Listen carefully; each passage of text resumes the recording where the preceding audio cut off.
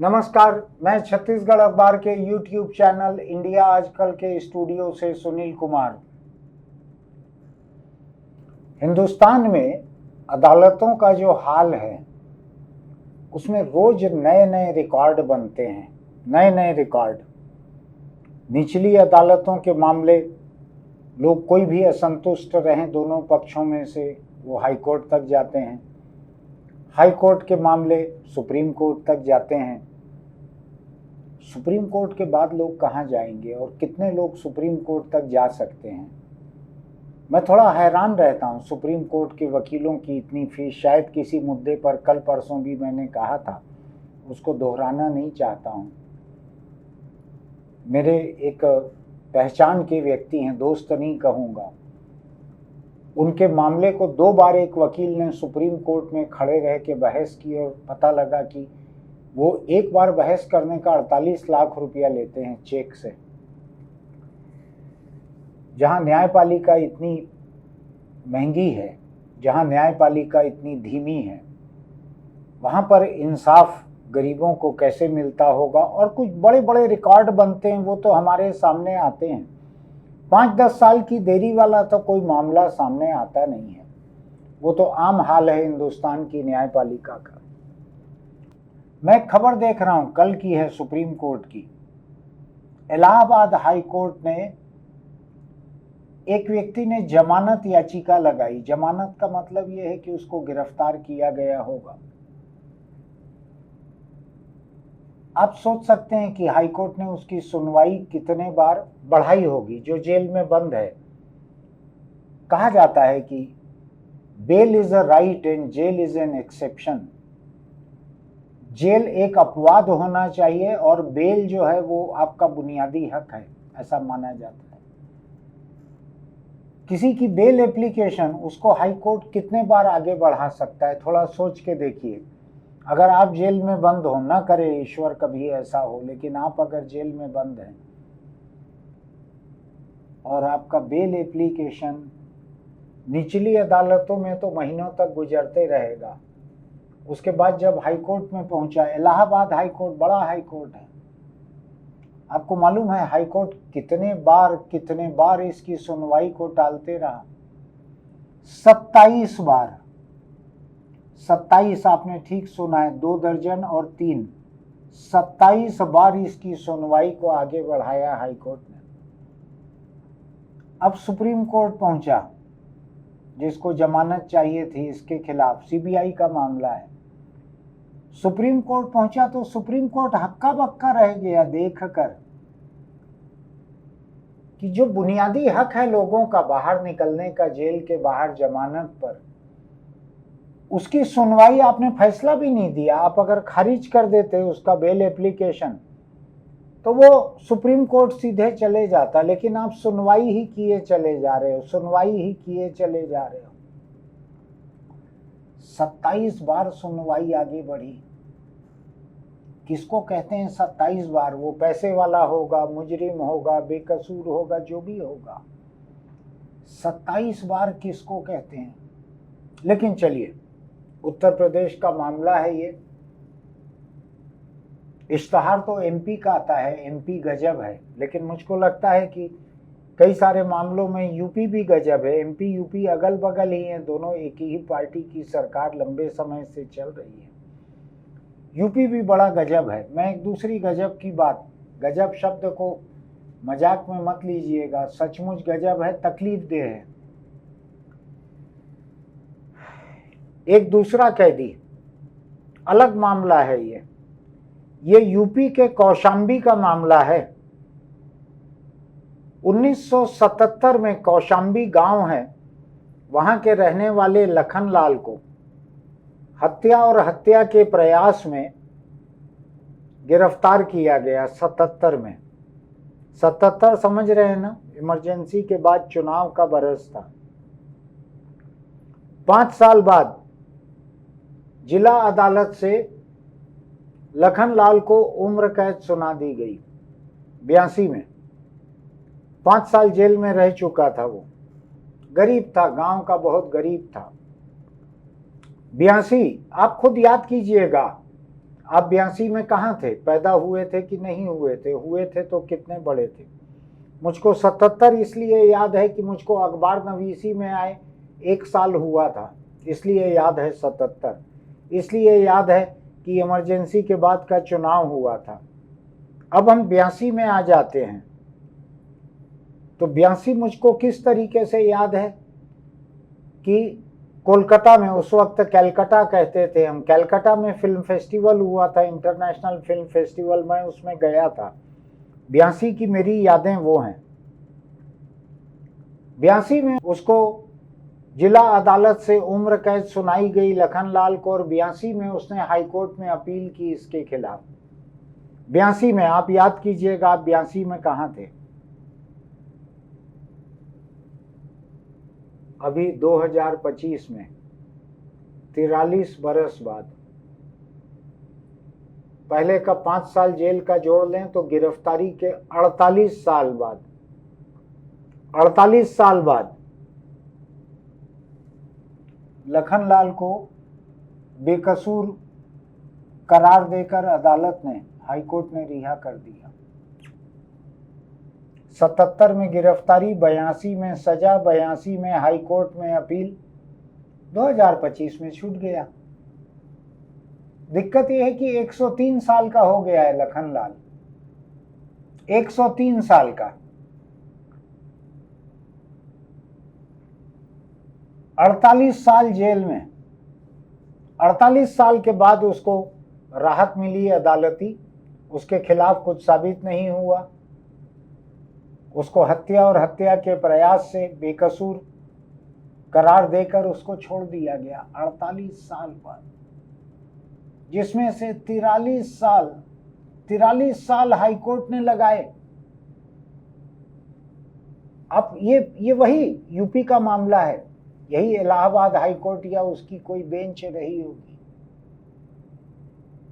आप अपने आप को उसकी जगह रख के देखिए, पहले उसकी जगह रख के देखिए जिसके जमानत की अर्जी पर 27 बार सुनवाई आगे बढ़ी, 27 बार। और ये तो गिरफ्तारी के 5 साल बाद उम्र कैद, और उम्र कैद के बाद जो इसने अपील की हाई कोर्ट में, उसके 43 साल बाद। आप अपनी जिंदगी का 43 साल अगर आप हो चुके हैं 43 साल, तो सोचिए कि 43 या 48 साल अगर बेगुनाही के आपके जेल में कटें, आप बाहर निकल के क्या करेंगे? 48 साल बाद दुनिया क्या हो गई है? कोई कल्पना है आपको? आधी सदी होता है 48 साल, 2 ही साल बचे थे। 48 साल बाद आप किसी को कह रहे हो नहीं तुम बेगुनाह हो, कुछ साबित नहीं हुआ, जाओ अपने घर जाओ। उसके पास घर जाने का भी कुछ नहीं था। खबर बतलाती है कि जेल वाले उसको छोड़ के आए उसके गांव पहुंचा तो कोई नहीं बचा, कोई जान पहचान के नहीं बचे, कोई नहीं बचा। उसको समझ नहीं आ रहा है कि ये अच्छा हुआ है उसके साथ कि बुरा हुआ है। लखनलाल को एक पल को ये भी लग रहा होगा कि जेल ही बेहतर था। वहां कम से कम 48 साल में सैकड़ों सिपाही रिटायर हो गए, रिटायर होते हुए मिल के गए होंगे, लखनलाल मैं रिटायर हो रहा हूं, आज मैं जा रहा हूं। हजारों कैदी, 48 साल में हजारों कैदी वहां से छूट के गए होंगे सजा पूरी करके या बेगुनाह साबित होकर। हजारों कैदी गए होंगे, लखनलाल हम जा रहे हैं, सजा पूरी हो गई, लखनलाल मैं छूट गया हूं, जा रहा हूं। लखनलाल बैठ के सोचते रहता होगा मेरी बारी कब आएगी, मेरे मामले का फैसला कब होगा। एक बात बतलाइए मुझको, देश में हर नागरिक बराबर है कानून के नजर में, हर एक का एक वोट है। मेरा भी एक वोट है, प्रधानमंत्री का भी एक वोट है, अंबानी और अडानी का भी एक वोट है। अगर वो डालते हो तो खुद का तो एक ही है, बाकी वो लाखों वोटों को काबू में रखते होंगे तो अलग बात है। हर एक का अदालत से छूटने का बराबरी का हक है। मेरी गिरफ्तारी हो सकती है ये कहकर कहीं अर्नब गोस्वामी जैसे नामी गिरामी टीवी जर्नलिस्ट, कहीं कोई और पैसे वाले रात को सुप्रीम कोर्ट जज का दरवाजा खटखटाते हैं पूछते हैं जज कौन है, मैं हूं सर अर्नब गोस्वामी। अरे आओ अर्नब, कैसे आए? वो मेरे को गिरफ्तार किया जा सकता है। ये कोई बात नहीं, बैठो अभी सुनवाई करते हैं, क्या मामला है। वहां से जमानत लेके आ जाता है 12:30 बजे 1 बजे रात को, 12:30 1 बजे रात को घंटी बजा के जमानत लेके आ जाता है। एक आदमी है जो 27 बार जिसकी जमानत अर्जी आगे बढ़ते जा रही है। सुप्रीम कोर्ट हक्का बक्का है कि ये क्या कर रहा है हाई कोर्ट, और ये इलाहाबाद हाई कोर्ट है, नया नया हाई कोर्ट नहीं है, अंग्रेजों के वक्त का हाई कोर्ट है, पुरानी परंपराएं हैं। अगर मुझको ठीक याद पड़ रहा है तो देश का सबसे बड़ा हाई कोर्ट है, सबसे ज्यादा संख्या में जज हैं यहाँ पे, बड़ी मजबूत परंपराएं यहाँ की होनी चाहिए थी, इतना पुराना और बड़ा हाई कोर्ट है। एक किसी की जमानत अर्जी को 27 बार आपने आगे बढ़ाया। मैं हैरान नहीं हूं, मुझको नहीं मालूम है अदालत का कामकाज, सुप्रीम कोर्ट हैरान है, थोड़ा उसकी हैरानी को सुन लीजिए। ये 103 साल का आदमी ये क्या करेगा बाहर निकल के? मुझको डर ये है कुछ कर न ले अपने आप का, दुनिया में कुछ पहचान में ही नहीं आएगा 48 साल बाद। 48 साल बाद आपको क्या समझ में आएगा? 48 साल पहले तो शायद टेलीविजन भी नहीं थे, सब जगह गिनी चुनी जगहों पे टेलीविजन थे। ये कौशाम्बी नाम के गांव में तो शर्तिया नहीं रहा होगा टेलीविजन जब ये भीतर गया होगा। मोबाइल तो अभी इस 48 के आधे हिस्से का है, 24 साल का ही है मोबाइल तो हमारे यहाँ। क्या करेगा ये 103 साल की उम्र में बाहर निकलकर? इसके 48 साल के लिए क्या किया जाए? मैं पहले भी इस बात को कह चुका हूं, आज फिर आपके सामने कह रहा हूं, सोचिएगा, विचारिएगा, नेताओं से बात कीजिएगा, सोशल मीडिया में लिखिएगा इस बारे में। अगर हिंदुस्तानी अदालतें किसी को बेकसूर बरी करती हैं तो क्या उसको कैद में गुजारे गए दिनों के मुआवजे के लिए भारत सरकार को, राज्य सरकारों को मिलकर अलग अलग किसी बीमा कंपनी से बात करके या अपना फंड बनाकर एक मुआवजा नहीं देना चाहिए? 48 साल किसको कहते हैं? कई लोग 48 साल की उम्र गुजार कर मर भी जाते हैं, खड़े खड़े मर जाते हैं।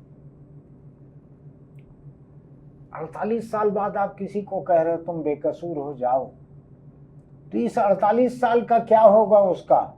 अभी 103 साल की उम्र में तो वो थाली से कौर को मुंह तक लाने की ताकत भी बची है कि नहीं मुझको नहीं मालूम है। तो इसको जेल से छोड़ना ठीक है कि जेल में रख लेना ठीक है? जैसे 10-20 साल तक घर में पिंजरे में रखे हुए तोते को आप छोड़ दें तो उसको बाहर के तोते या दूसरे पंछी मार डालेंगे, वो उड़ना भी भूल चुके रहते हैं। तो लखनलाल का क्या हाल हुआ होगा? क्या लखनलाल को जिंदा रहना याद होगा? क्या ये कानून है? ये क्या ये इसी को अंधा कानून कहते हैं? अब एक बात मुझको बतलाइए आप, इस लखनलाल की जगह अगर भारत का कोई एक अरबपति होता, चाहे जैसे मान लीजिए सलमान खान रहता जो गिरफ्तार हुआ है, आपको लगता है कि सलमान खान को कोई 48 साल तक जेल में रख सकता? आपको लगता है कि हाईकोर्ट में मामला पहुंचने के बाद सलमान खान के मुकदमे को निपटने में 43 बरस लगे रहते? लगता है आपको? स्पेशल प्लेन से सुप्रीम कोर्ट के वकीलों की पूरी एक टोली हाई कोर्ट पहुंची रहती। जज जो हैं हाई कोर्ट के, उनसे सारे के सारे वकील सीनियर रहते। उन्हीं वकीलों की लिखी हुई किताबें पढ़ के जज साहब जज बने हैं। एक किस्म से उनके गुरु सामने खड़े रहते सलमान खान के लिए जिरह करते हुए। और सलमान से मेरी कोई दुश्मनी नहीं है, अडानी हो, अंबानी हो, कोई भी हो, विजय माल्या हो, क्या नीरव मोदी हो, ललित मोदी हो, कोई भी हो, कोई भी बड़े व्यक्ति। आपको लगता है कि किसी बड़े व्यक्ति के मामले का निपटारा होने में, हाई कोर्ट से उसको बेकसूर साबित होने में 43 साल लग सकते हैं। अगर आपको लगता है तो आप मजाक सीरियस कर लेते हैं। मुझको ध्यान है कि रॉबर्ट वाड्रा में एक किसी सवाल के जवाब में कोई सवाल पूछ रहा था, कोई मीडिया वाला। जब उसने सवाल पूछा तो रॉबर्ट वाड्रा ने 2-2, 3-3 बार कहा, are you serious, are you serious. ऐसे ही मुझको लगेगा अगर आप कहेंगे कि हाँ 43 साल किसी बड़े आदमी के मामले को लग सकता था हाई कोर्ट में, तो मेरे मुंह से वही निकलेगा, are you serious, are you serious कि किसी बड़े आदमी की ताकत, पैसे की ताकत, उसके वकील 48 साल उसके मामले को हाई कोर्ट में लटके रहने देंगे। 48 साल में तो वो सुप्रीम कोर्ट से निकल के यूके चले जाएंगे, वहां प्रिवी काउंसिल में जाके अपील कर देंगे, जहां पता लगेगा कि प्रिवी काउंसिल जो है अब हिंदुस्तान पे लागू नहीं होती है, लेकिन चले जाएंगे वहां। सोच के देखिएगा, मेरे पास कुछ नहीं है ज्यादा, मैं अपने मन की बात आपसे कह रहा हूं। मैं प्रधानमंत्री नहीं हूं, लेकिन मन की बात कह रहा हूं आपसे। क्या है ये कौन सी न्यायपालिका है, कौन सा इंसाफ है ये, किस तरह का इंसाफ है ये। चाहे एक मुजरिम ही क्यों न रहा हो, उसके बेल एप्लीकेशन को आप 27 बार आगे बढ़ा रहे हैं। आपका सुप्रीम कोर्ट सदमे में आ गया है देख के कि उसका हाई कोर्ट क्या कर रहा है। कर कुछ नहीं सकता सुप्रीम कोर्ट, क्योंकि ये अदालतें अपने आप में स्वतंत्र हैं, केवल इनके न्यायिक फैसलों के ऊपर वहां पर अपील होती है, बहुत ज्यादा नहीं है इसको। ये दूसरा मामला लखनलाल का, सोच के देखिएगा। 77 में गिरफ्तारी, 82 में सजा, 82 में हाई कोर्ट में अपील, 2025 में जाके बरी। जेल वाले उठा के लेके गए उसको, गांव छोड़ के आए। उठा के ने पांव पे खड़ा हो सकता है, 103 साल उम्र। मुझको लगता है कि अपनी बेगुनाही सुनने के लिए ही एक बेगुनाह का दिल 103 साल तक धड़कते रहा। कितने लोग हैं हिंदुस्तान में? 1%, 0.1% लोग भी 103 साल तक नहीं जीते। ये अपनी बेगुनाही के चक्कर में बैठे रहा कि शायद बेगुनाह साबित हो जाऊंगा। सोच के देखिएगा, अगर ऐसा हाल मेरा, आपका, जान पहचान वाले किसी का होगा तो हमको कैसा लगेगा। यही है कि यूपी के कौशाम्बी गांव का लखनलाल, नाम जरूर है उसका लेकिन तकरीबन बेनाम गुमनाम है। चेहरा जरूर है उसका, फोटो में दिख रहा है, लेकिन तकरीबन बेचेहरा है। इतना गरीब है कि उसके 48 साल, बेगुनाही के 48 साल जो कैद में गुजरे हैं, वो किसी के लिए मायने नहीं रखते, किसी के लिए महत्वपूर्ण नहीं। क्या कर लेता अगर बाहर रहता तो? मनरेगा में काम मांगते खड़े रहता और क्या कर लेता? जिसके पास ओहदा नहीं है, पैसा नहीं है, सत्ता नहीं है, ताकत नहीं है, उनकी जिंदगी का यही हाल है भारतीय लोकतंत्र में। भारतीय लोकतंत्र में यही हाल है। मुझको तो लगता है मैं अगर सांसद रहता तो इस मामले को संसद में उठाता कि हमको हमारी न्याय व्यवस्था के बारे में कुछ सोचना चाहिए। मुझको लगता है मैं सुप्रीम कोर्ट का जज रहता तो मैं एक इंक्वायरी ऑर्डर करता कि 43 साल क्यों लगाए हाई कोर्ट तुमने। उधर तुम जमानत देने में 27 सुनवाई टाल रहे हो, इधर 43 साल में एक बूढ़े को मरणासन्न हो जाना चाहिए था 103 साल की उम्र में, उसको बेकसूर बरी करने में तुम 48 साल लगा दिए तुमने। 43 साल हाई कोर्ट ने, 5 लोअर कोर्ट ने। मेरी शुभकामनाएं आपके साथ हैं, आपके परिवार के कोई भी व्यक्ति अदालती मामले में न फंसे। लेकिन सोच के जरूर देखिएगा, लखनलाल की जगह मेरे आपके घर परिवार का कोई रहे तो हमारे दिल पर क्या गुजरेगी। आपको लगता है कि मैं जिंदगी के कुछ असल मुद्दों को यहाँ पर उठाता हूँ और आपको झकझोरता हूँ सोचने के लिए, तो आप हमारे YouTube चैनल इंडिया आजकल को सब्सक्राइब कीजिएगा, नोटिफिकेशन की बटन दबाइएगा, लाइक कीजिएगा, अपने दोस्तों को भेजिएगा और पूछिएगा कि अगर हमारे आपके साथ ऐसा हो जाए तो क्या लगेगा। 48 साल बाद अगर हम खुली हवा में आएंगे तो क्या उस हवा को हम पहचान सकेंगे? क्या 48 साल बाद के सूरज को पहचान पाएंगे? रात में चांद सितारे गिन पाएंगे? क्या 48 साल बाद हमको इंसान इंसान की तरह दिखेंगे? क्या हमको समझ में आएगा 48 साल बाद कि ऐसे सिर को ऐसा करके, कंधे को ऐसा करके कोई फटफटी चला रहे हैं तो क्यों ऐसा चलाते हैं? कुछ समझ में आएगा हमको? कोई कहेगा मोबाइल दबा के चल रहे हैं तो क्या चीज़ है मोबाइल? 48 साल बाद कोई गरीब बाहर निकला है, उसको कुछ समझ नहीं आएगा। आज मैं छोटी सी एक सलाह आपको देता हूं कि इस मामले को दोस्तों से चर्चा करके देखिए और भारत की न्याय व्यवस्था के बारे में अपनी सोच बनाइए, इस बारे में सोशल मीडिया पर लिखिए। ये हमारे, आपके, हमारी अगली पीढ़ियों के सबकी हिफाजत के लिए ज़रूरी है कि हम भारत की न्याय व्यवस्था पर चर्चा करें। फिर मिलेंगे।